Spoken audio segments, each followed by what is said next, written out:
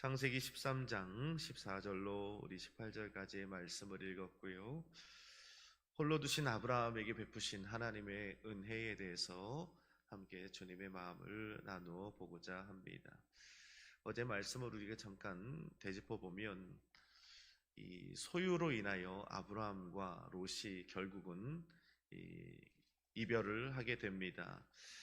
그렇게 9절 말씀에 보면 내가 좌하면 나는 우하고 내가 우하면 나는 좌하리라. 10절 말씀에 보니까 이에 롯이 눈을 들어 요단 지역을 바라본즉 소알이 온 땅에 물이 넉넉하니 여호와께서 소돔과 고모라를 멸하시기 전이었으므로 여호와의 동산 같고 애굽 땅과 같았더라.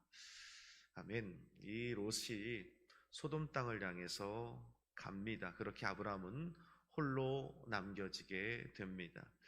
한순간의 주저함도 없이 이 소돔 땅을 향해 가는 이 조카 롯을 바라보며 내심 아브라함은 좀 서운하고 섭섭한 마음이 있을 수도 있었을 것입니다. 왜냐하면 롯은 고향을 떠나올 때부터 아브라함에게 하나뿐인 혈육이었습니다. 더욱이 기근을 피해 애굽으로 내려갈 때도 함께한 조카였고, 또 외로운 이방 땅에 아브라함이 머물면서 친척도 없고 자식도 없는 아브라함에게 롯은 조카 그 이상의 존재였을 것입니다. 그런데 우리가 어제 말씀을 통해 나눴지만 아브라함을 통해 이루실 하나님의 비전, 하나님의 섭리가 있는 한 롯은 분명히 아브라함을 떠나야만 하는 존재였다는 것입니다. 그렇게 아브라함은 오늘 홀로 남겨지게 된 거예요. 그래서 14절에 보니까 롯이 아브라함을 떠난 후에라고 말씀합니다. 자, 아브라함은 홀로 남겨졌습니다. 하나님은 하나님의 사람들을 때로 홀로 두실 때가 있다는 것입니다. 아무도 의지할 곳이 없고 아무것도 붙잡을 것이 없도록 철저하게 고립된 상황으로 하나님이 내모실 때가 있다는 겁니다. 그래서 오늘은 이 홀로 남겨진 아브라함의 상황을 통하여 때로는 왜 하나님이 하나님의 자녀들을 이렇게 홀로 남겨두시는지, 이 고립된 상황으로 우리를 몰아가시는지에 대해서 함께 말씀을 통해 해답을 찾아가는 이 아침 되기를 원합니다. 자, 아브라함을 홀로 두신 하나님의 이유, 첫 번째 14절에 이렇게 말씀하고 있습니다. 우리 한번 읽어볼까요? 14절입니다. 시작. 롯이 아브라함을 떠난 후에 여호와께서 아브라함에게 이르시되 너는 눈을 들어 너 있는 곳에서 북쪽과 남쪽 그리고 동쪽과 서쪽을 바라보라. 아멘. 14절 상반절에 보니까 롯이 아브라함을 떠난 후 이렇게 되어 있습니다. 이 말씀은 무엇을 의미하는 것입니까? 아브라함이 홀로 된 상황을 이야기하고 있는 겁니다. 자, 롯이 아브라함을 떠난 후에는 마음이 섭섭하고 서운하고 할 때가 아니라 여기 하반절에 보니까 그때 무슨 일이 일어났습니까? 여호와께서 아브라함에게 이르시되라고 말씀하고 있는 겁니다. 자, 롯이 아브라함을 떠난 후에 홀로 된 아브라함을 하나님이 찾아오셨습니다. 그리고 아브라함에게 말씀하셨다는 것입니다. 즉 롯이 떠나 아브라함이 홀로 남겨진 이 시간은 다른 시간이 아니라 하나님께서 아브라함을 찾아오시는 때가 되었고 아브라함에게 말씀하시는 때가 되었다라는 것을 우리가 알 수 있는 겁니다. 때로는 하나님의 자녀들인 저와 여러분들을 홀로 남겨두시고 고립된 상황으로 이끌어 가시는 그 첫 번째 이유가 뭐냐면 아브라함을 통해 알려주시는 겁니다. 그때가 바로 하나님이 우리를 찾아오실 때고 그때가 바로 하나님이 우리들에게 말씀하시는 때라고 성경은 우리에게 알려주고 있는 겁니다. 왜냐하면 우리가 세상 살아가며 그 세상의 분주함 때문에 세상의 그런 소음 때문에 하나님께 집중할 수 없고 하나님의 말씀을 들을 수 없을 때가 너무도 많이 있습니다. 사회생활을 하며 가정생활을 하며 맡겨진 여러 가지 일들을 우리가 감당하며 그 분주함 속에는 하나님께 집중할 수도 없고 하나님의 음성을 들을 수도 없다는 거예요. 그래서 하나님께서는 때로는 저와 여러분들을 홀로 남겨두신다는 겁니다. 고립된 상황으로 이끌어 가신다는 겁니다. 그런데 그 홀로 된 상황을 통하여 주님은 우리를 찾아오시고 우리들에게 말씀해 주시는 하나님이라는 사실을 잊지 말아야 하는 겁니다. 여러분, 야곱이 바단 아람 이 라반의 집에서 다시 이삭의 집으로 돌아올 때 무서운 소리를 듣죠. 에서가 400인의 군사를 이끌고 야곱을 향해 추격하고 있다는 소식을 듣게 됩니다. 이삭의 집을 떠날 때는 에서 한 사람의 문제였거든요. 그런데 20년 후에 다시 아버지 집으로 돌아올 때는 400명의 에서가 되어서 더 큰 문제가 되어 야곱을 위협하고 있는 겁니다. 야곱이 너무 두려워요. 그래서 갖은 꾀를 통하여 이 자식들을 앞으로 보내고 아내들을 보내고 또 여러 가지 화인들을 보내고 자신의 모든 소유들을 앞에 보낸 후에 야복강 나루토의 야곱이 홀로 남습니다.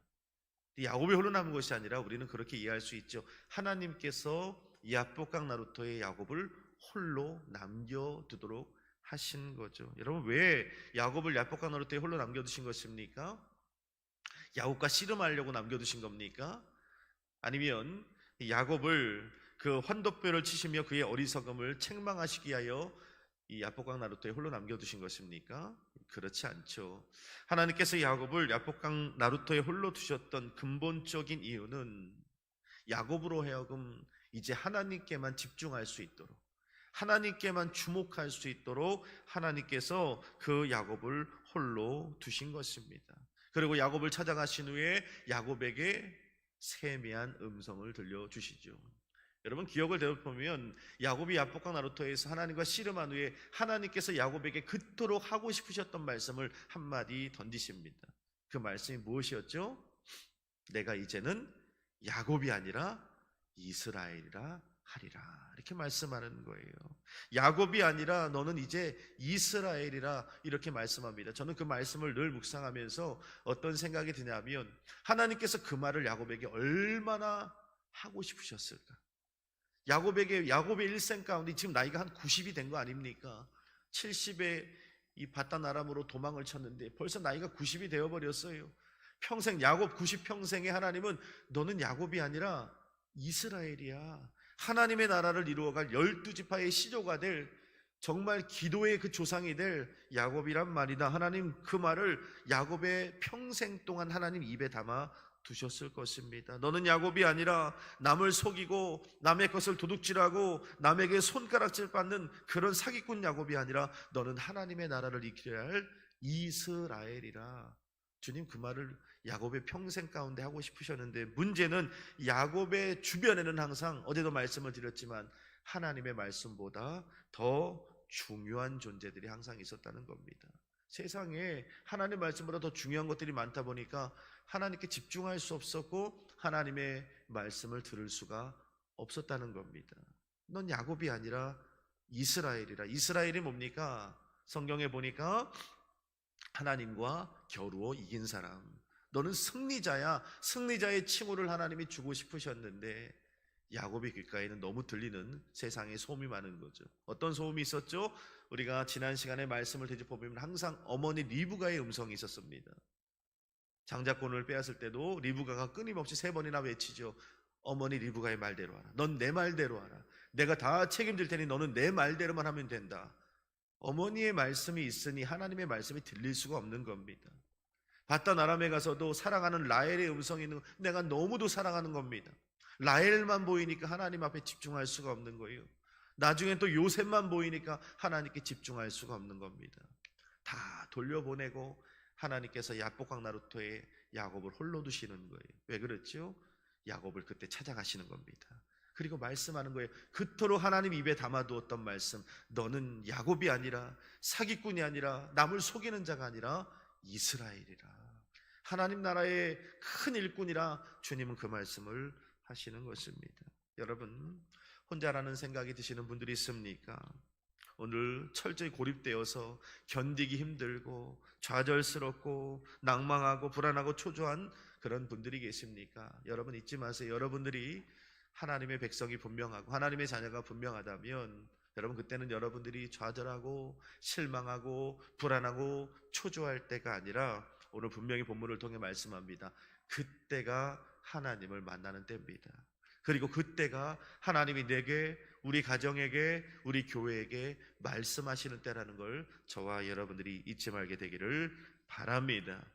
고립이 축복이라는 책에 보면 하나님의 자녀들에게 고립은 하나님이 준비하신 특별한 축복과 은혜의 통로라고 이야기하고 있습니다. 미디안 광야에서 40년 동안의 모세의 고립은 이스라엘의 탁월한 지도자로서 세우시는 하나님의 은혜의 통로가 되었고, 요셉의 13년간의 애굽에서의 고립은 애굽의 총리 대신으로 이끄시는 하나님의 특별한 은혜의 고립이었으며, 사르밧 과부의 집에서 3년 반간의 고립에 엘리야는 영적 성장을 이룰 수 있는 은혜의 고립의 시간이었고, 예수님의 40일 주야의 광야의 금식의 고립의 시간은 3년 반의 공생애를 성공적으로 사역하시는데 필요했던 은혜의 통로였다라고 이 책은 말하고 있습니다.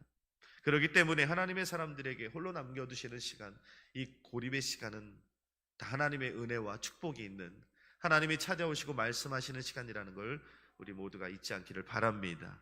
자, 두 번째로 하나님께서 아브라함을 이 철저히 홀로 남겨두신 하나님의 의도는 무엇인가? 16절 17절에 보니까 이렇게 말씀합니다. 한번 읽어볼까요? 16절부터 17절입니다. 시작. 내가 내 자손이 땅에 티끌 같게 하리니 사람이 땅에 티끌을 능히 셀 수 있을진데 내 자손도 세리라. 너는 일어나 그 땅을 종과 횡으로 두루 다녀보라. 내가 그것을 내게 주리라. 아멘. 참 아이러니한 것은 홀로 남겨진 아브라함을 하나님이 찾아가셨잖아요. 그리고 말씀하세요. 자, 우리가 홀로 남겨졌을 때, 고립되었을 때, 그래, 하나님 우리를 찾아오시고 말씀하십니다. 우리는 어떤 하나님을 기대하죠? 나를 찾아오신 하나님, 고립된 나, 홀로 된 우리 가정을 찾아오신 하나님이 오셔서 말씀하신다면 우리가 기대하는 하나님은 위로의 하나님이길 바랍니다. 위로해 주시고 격려해 주시고 보듬어 주시고 소망과 희망을 주시는 그 하나님을 우리는 고대하고 있는 거죠. 근데 아브라함을 찾아가셔서 아브라함에게 말씀하시는 하나님은 이 홀로 된 아브라함을 위로하시기는커녕 격려하시고 그를 보듬어 주시기는커녕 오늘 본문에 보니까 무슨 말씀을 합니까? 비전의 말씀을 하십니다. 창세기 12장 우리가 나눴던 1절 2절에 그가 우르를 떠날 때 하셨던 말씀을 조금 더 구체적으로 명확하게 더 큰 비전으로 말씀하는 거죠. 야, 이 보이는 땅을 다 너에게 주는데 내 자손을 땅에 티끌 같게 할 것이야. 너는 그 땅을 종과 횡으로 두루 다녀봐라. 내가 그것을 너와 내 후손들에게 줄 것이라. 아니, 자식도 없는 이 아브라함에게 주겠다. 하나님이 우르를 떠날 때 주셨던 그 비전을 조금 더 명확하게 더 큰 은혜와 축복으로 이 언약을 재확인시켜 주시는 것을 보게 되는 것입니다. 오늘 우리도 마찬가지입니다. 때로는 우리를 홀로 두실 때가 있는데 그때는 우리는 하나님으로부터 위로와 격려를 바라지만 위로와 격려를 넘어서는 하나님께서는 더 큰 비전과 더 큰 축복의 시간이라 아브라함을 통해 우리에게 말씀하고 있는 겁니다. 여러분, 열왕기상 19장에 보면 엘리야가 탈진하여 로뎀나무 그늘 아래서 차라리 나를 죽여달라고 갈망하고 있을 때에 하나님께서 이 엘리야를 하나님의 성산 호렙산 앞에 세우십니다. 그리고 바람이 아니라 지진이 아니라 불 가운데가 아니라 세미한 음성으로 엘리야에게 말씀을 주시지요. 뭐라고 말씀합니까? 엘리야에게 말씀하시는 이 하나님의 말씀은 엘리사를 준비하시고 예후를 준비하시고 바알에게 절하지 않은 7,000인이 남겨두었다는 말씀을 주십니다. 근데 여러분, 엘리야가 이렇게 이 로뎀나무 그늘 아래 누워서 죽기를 갈망했던 이유가 사실 뭐였냐 하면 여러 가지 이유가 있었지만 그 근본적인 이유는 바로 홀로 남겨졌다는 이 고립의 괴로움 때문이었습니다. 그래서 열왕기상 19장 14절에 보면 하나님을 향한 열심이 나밖에 없습니다. 이스라엘 가운데 하나님 온전히 믿는 사람이 이제 나만 남았습니다 라고 생각하는 이 홀로 된 그 외로움 고립감 때문에 엘리야는 피폐한 거거든요. 아합도 안 변하지요. 그 영적 대전쟁에 승리하고 난 후에 이세벨은 도리어 날 죽이겠다고 쫓아 추격하고 있지요. 이스라엘 백성들 하나도 변하지 않았죠. 야, 이제 진짜 나만 남았네 하는 이 고립된 상황, 홀로 남겨진 이 두려움이 엘리야로 넘어뜨린 겁니다. 엘리야를 이렇게 무너뜨린 원인이 되었다는 것입니다. 그때 하나님께서 이 엘리야를 호렙산으로 인도하셔서 엘리야 너 말고도 7,000인이 남았다 이렇게 말씀하시고 너를 이을 갑절의 성령의 감동을 받은 엘리사가 준비되어 있다. 이스라엘을 세워갈 예후라고 하는 훌륭한 왕이 또 예비되어 있다. 그에게 기름 부어라 하시며 하나님은 엘리야를 더 큰 비전과 더 큰 사역의 현장으로, 더 큰 축복의 현장으로 이끌어 가시는 것을 우리가 말씀을 통해서 보게 되는 겁니다. 여러분, 하나님의 자녀들에게 홀로 남겨졌을 때는 실패의 때가 아닙니다. 실망의 때가 아닙니다. 좌절의 때가 아니라 더 큰 축복과 비전을 때라는 것을 우리는 잊지 말아야 하는 것입니다. 홀로 남겨뒀다고 생각이 드십니까? 그때는 더 큰 축복과 더 큰 비전을 받는 시간임을 여러분 잊지 마시기를 바랍니다. 근데 마지막으로 오늘 세 번째 보면 18절에 이제 아브라함이 자신을 찾아오셔서 말씀하시는 더 큰 비전과 더 구체적인 큰 하나님의 꿈을 말씀하신 후에 아브라함이 어떤 일을 하냐 하면 18절에 보니까 이렇게 말씀합니다. 이에 아브라함이 장막을 옮겨 헤브론에 있는 마므리 상수리 수풀에 이르러 거주하며 거기서 여호와를 위하여 제단을 쌓았더라. 이렇게 말씀합니다. 여러분, 아브라함이 제단을 쌓은 이유가 무엇일까요? 예배를 드렸다는 이유인데, 하나님 찾아오셨고 말씀 받았고 비전 받았고 더 큰 축복과 은혜를 누렸는데 아브라함이 예배를 드립니다. 왜 예배를 드렸을까요? 하나님 만났잖아요. 말씀도 들었고 더 큰 비전과 더 큰 축복도 하나님으로부터 직접 들었다는 겁니다. 그런데 삶의 현장에 돌아와 보니 달라진 게 있어요, 없어요? 하나도 없는 거죠. 똑같아요. 난 자식도 무자한데 종과 횡으로 다녀봐라. 네가 발바닥으로 밟는 땅을 다 내게 주고 저 땅의 티끌같이 네 자손을 풍성하게 내가 채워줄 것이다. 나를 찾아오셔서 하나님 주신 비전과 축복의 말씀은 참 좋은데 삶의 현장에 돌아와 보니 달라진 건 하나도 없더라는 거죠. 그때 아브라함이 한 일이 있어요. 그게 뭐라고요? 예배드리는 거예요. 하나님, 비록 내 삶에는 나는 무자합니다. 자녀도 하나도 없고 지금 롯은 저 좋은 기름진 땅 소돔성을 향해 나아가는, 나는 메마르고 척박한 가나안 땅에 남겨두시고 이 땅을 뭐 내게 주신다고 하고 땅에 티끌같이 주신다고 하는데 사실 하나님 이 마음에 하나님 그 비전이 너무도 내게 커 보입니다 하면서 하나님 앞에 예배 드릴 때 어떤 일이 벌어집니까? 예배 드릴 때 하나님 예배를 통해 그 하나님의 구체적인 섭리를 깨닫게 되는 거죠. 믿음으로 하나님의 그 약속의 땅을 바라볼 수 있는 힘과 능력이 바로 예배를 통해서 주어지는 겁니다. 이 노아가 방주문을 열고 나왔을 때 눈앞에 새하늘과 새 땅이 펼쳐질 줄 알았지만 내 눈에 보이는 건 펄밭뿐이었다고 했잖아요. 수막할 겸 펄밭밖에 보이지 않는 겁니다. 근데 그때 창세기 9장 1절에 보면 그 뻘밭 앞에 노아를 세우신 하나님이 말씀을 선포하십니다. 뭐라고 선포하시면 너는 이 땅에 생육하고 번성하여 땅에 충만하라. 아니 눈앞에 새하늘과 새 땅이 딱 펼쳐져 있는 후에 너는 땅에 충만하고 생육하고 번성하라 하면 우리는 아멘 할 수 있을 거예요. 눈앞에 보이는 건 수막할 교환 뻘밭밖에 보이지 않습니다. 이 살아도 산 게 아니다라고 생각하는 그 노아를 향하여 주님 말씀하는 거예요. 생육하고 번성하여 땅에 충만하라. 여러분 그 말씀 들은 노아가 무엇을 한 줄 아십니까? 정결한 새를 잡아 하나님 앞에 예배를 드립니다. 왜 그랬을까요? 눈앞에 보이는 현실과 하나님의 그 비전의 선포가 충돌하는 겁니다.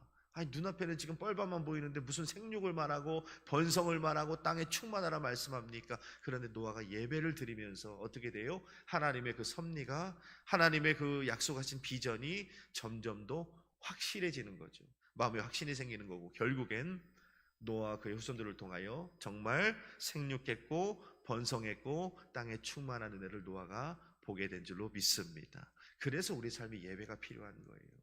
내 삶에 달라진 오늘 예배 끝나고 돌아간다 해도 내 삶에 달라지는 것이 하나도 없을 것 같지만 우리가 또 하나님 앞에 나와 제단 쌓고 예배할 때마다 하나님의 그 비전과 하나님의 약속이 점점 더 선명해지고 구체화되고 저와 여러분들의 삶을 통해 가정을 통해 교회를 통해 이루어지시는 하나님의 놀라운 은혜를 우리가 경험하게 될 줄로 믿습니다. 그 은혜 가운데 승리하는 오늘도 주님의 종들이 되시기를 예수님의 이름으로 축복합니다. 기도하겠습니다.